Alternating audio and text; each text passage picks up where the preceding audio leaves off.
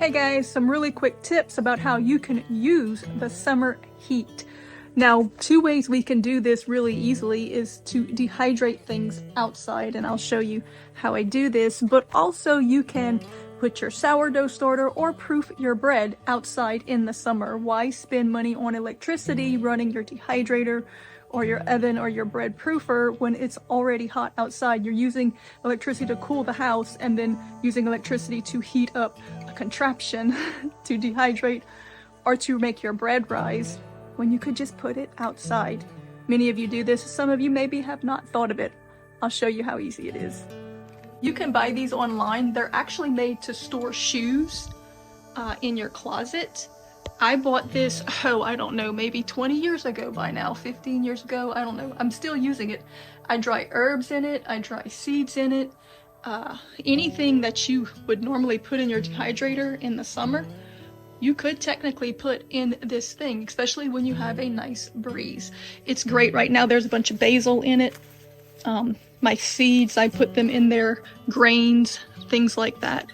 Works really great. So this is a recent purchase of one that I found that's actually made for this, even though my old shoe rack's been working great for decades.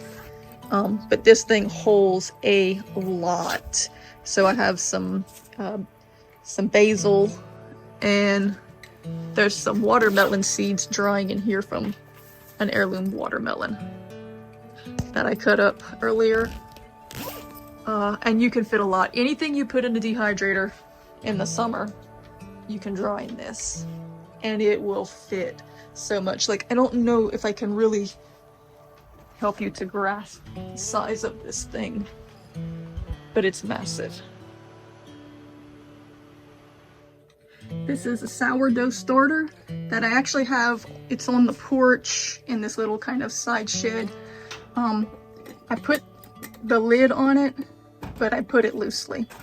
And it works great. You can also put your bread out here in a Dutch oven or something that's closed off so that it can rise and proof. And in this Louisiana heat and humidity, you will get a nice rise very, very quickly.